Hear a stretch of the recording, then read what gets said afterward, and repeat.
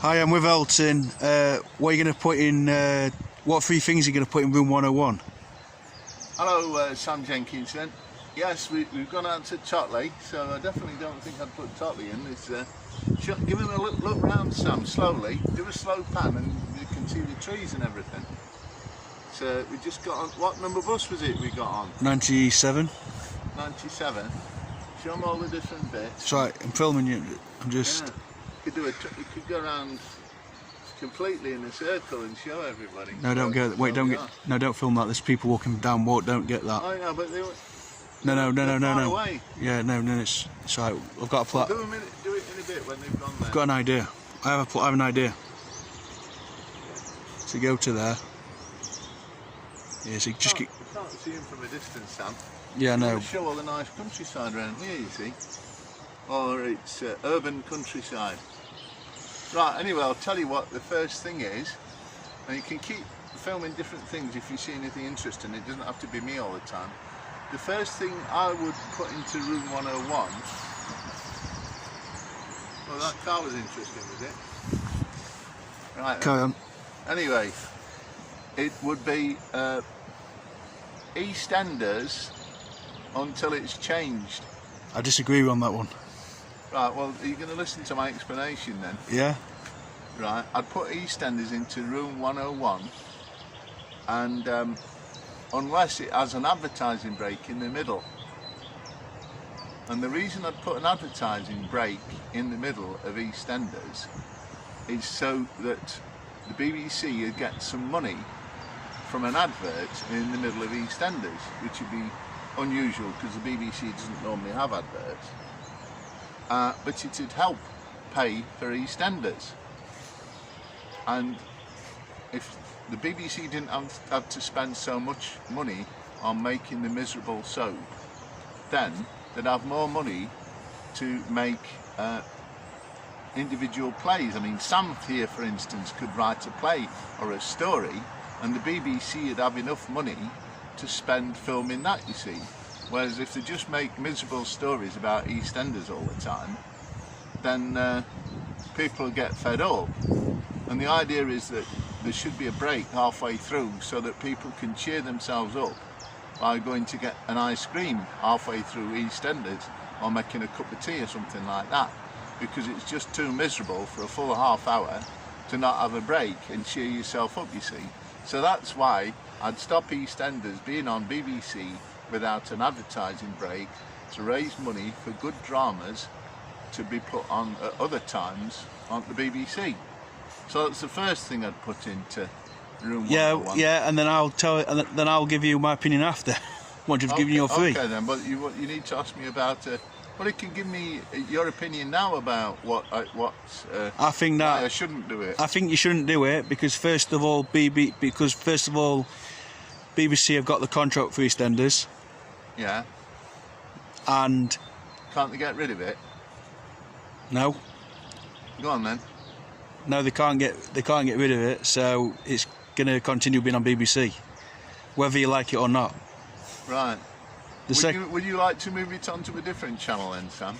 No. Why? Anyway, the second thing you want. Oh, the second thing into room 101. I think I'd put unfair political systems into room 101. Because at the moment, if you go to vote in Britain, you've only really got two choices of who gets into government. And I think if you had a better voting system, then you'd be able to go to the polling station and you might be able to select from 50 different parties, like a Chinese takeaway. You'd pick off the you'd pick a different party from a name on the wall of the polling station, so you'd have all different opinions, and then people then would be free, rather than just have to vote for their local candidates.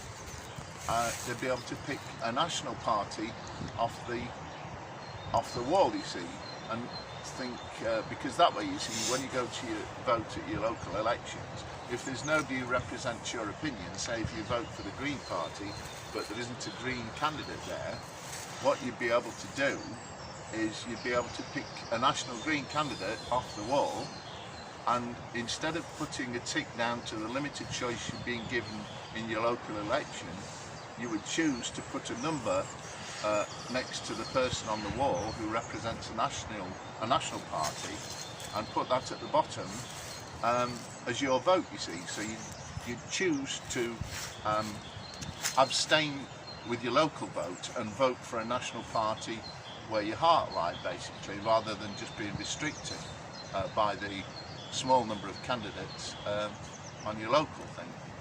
And so that's the first part of a new voting system I'd do, and I think we could do with a new voting system which would still allow first past the post, so the most popular local person would get in as your MP, but then if a lot of people voted Green because they weren't happy with the local choices, when it came to Parliament, a national Green candidate would be able to represent all the people up and down the country who voted Green, and they'd have a bigger proportional vote in Parliament, you see, and therefore that way we get more of a Green agenda in Parliament, you see, whereas at the moment the big parties, they just sort of say, oh, we'll do a little bit for the Green, you know, help Greta Thunberg a little bit, but there'd be far more motivation if the number of people who were concerned about green stuff, for instance, would be they'd have far more to say, because they'd be represented by somebody with a big vote in Parliament, because they'd have a proportional vote. So that's my second thing, Sam. The third thing that you put in room 101. So yeah, I'll put the third thing in, yeah? Right, I think, I mean, it's a bit of a comical idea, but I think I'd get rid of the relegation and promotion in all the football leagues at the moment, and have relegation every week and promotion every week. So, for instance, if Sheffield United are still in a Premiership next season, which probably won't be, and they lose the first match, they'd obviously be bottom of the league, but they'd swap places with whichever team was top of the Championship, and provide Sheffield Wednesday stop in the Championship, might win the first game, so they'd be top of the Championship. So because Sheffield Wednesday are top of the Championship next season in the first match, and United are bottom of the Premiership because they've lost the first match, after the first week they'd swap over, and then Sheffield United would play their next match in the Championship against whoever Sheffield Wednesday were due to play, and Sheffield Wednesday would be bottom of the Premiership, and they'd play United's next match. Now, if it so happened that the next match Sheffield Wednesday lost at whoever they were playing in the Premiership, and Sheffield United won, then they'd probably swap back over. And so the next week after that, Sheffield Wednesday would be back in the Championship near the top, and Sheffield United would be back in the Premiership at the bottom, and they would have to play their next opponent that they were of the team they'd replaced. I know it sounds a bit complicated, but it's something I'd like to see if somebody's out there and watches this and they could get it on a computer program to see how it could be done. I'd be interested to see how it works out. So what do you think about that then, Sam, that idea of having relegation every week? Well, I think your idea is a lot of toss, if I'm honest. A lot of what? It's a lot. You don't agree with it? No. It's nonsense. And the other thing I don't like as well. So this would be the fourth thing. Is Sheffield United had a really good manager, and I think they should have kept it really. But he left for. I might have to stop you. Well, I'm going to stop you there. No, well, no, don't interrupt. But you can have your say afterwards, right? Now the thing is, if they had a different way of managing, so you have your manager and then you have your coaches, and then if the manager has a bad run of results, rather than sacking him, it ought to be like a volleyball match, and give one of the coaches a chance to be the manager for say the next 2 or 3 matches until their bad run starts, or their good run finishes, you see. And that way I think there'd be less pressure on managers, because the coaches would be able to do a good job replacing them when they got a bit tired or whatever, or the management wasn't doing so well. So what have you got to say about that then, Sam? What I have to say is, again, I don't think it doesn't make any sense. It doesn't make any sense. Well, somebody listening out there might agree. Well, for me, it doesn't make any sense. Secondly, I have a vision of how the football has to be played. I have a vision. What? How? Secondly, which football? Well, what you're on about getting rid of the manager. Thirdly, he was very stubborn. He was a very good manager, though, wasn't he? It's like if you've got to play a formation with wingers, and also that formation, what he played, had no wingers, so it makes no sense. It makes zero sense whatsoever. Also, also his signings were very poor. He's made some very bad signings. In your opinion? Well, I'm videoing this, so. Yeah, no, I'm just saying, you're stating your opinion. It's fair enough. I'm the video. I'm not the talker. I'm the video here. Yeah, well, it's good to state your opinion, but that's. And also, like, I think what's going to happen, rather than the relegation, is that, very personally, the teams will be getting banned from playing football. So you on your own are going to ban teams from playing football? So I will be banning teams from playing football. Yeah, so you'll be able to do that on your own then? With nobody supporting you or anything? So it's just your idea? Yeah? You'll be able to ban them? Is that it? Well, have you got anything else to say? No, just that I don't think many people would agree with your putting you in charge, so you can just ban whichever football team you want. Anyway, you're going to show people a nice view of this is. Yeah. So I'm just gonna. Nice here, isn't it? Yeah. Sam? So this is all Totley, and I'm not going to show you the top because there's currently a person walking there at the moment. So I'm not going to. I don't think there is. No, he's walking up there. Look. Well, turn around the other way then and show that. Walk around a bit with it, because it's a lovely place. And what bus route is it at the end of, Sam? And we got the bus 97. Yeah. I'm surprised to see these cars come past, because I really thought this was like an obscure wilderness. And also, Graz spoke a lot of rubbish yesterday. Graz? Oh, you mean on his video when he was driving? Yeah. Well.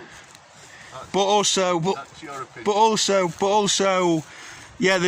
to the viewers, there was a video yesterday about the phonetic alphabet. Oh yeah. N is the answers, yeah. N November. N is November. Can you go through the whole phonetic alphabet, Sam? No, but I can. Alpha. What's B? Bravo.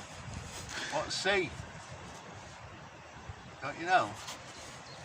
I'm not sure either. But I can. It's not. It doesn't matter. What matters is it's the ones that you didn't get. So ignore the ones you've already said. The ones is N is November. Yeah. Any others you can remember that we couldn't get? Y is Yankee. Yankee. Yeah. O, I believe. That one. No. O is October, I believe. October. I'm not sure. Yeah. Well, I'll have to try and get you to type them all out, what they officially are when we finish filming. Yeah. Right, do you want to do one more walk around and film what we haven't seen? Show them a bit more around here. Walk quickly round and show them what it's like. So first, this is all Totley, and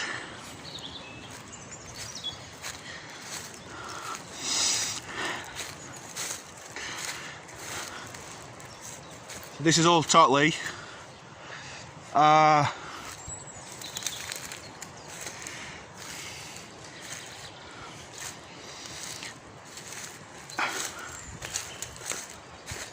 What are you doing? I'm trying to video. You stop doing this. So this is all where we've walked. So we're going to go for a walk here. And here's a bee. And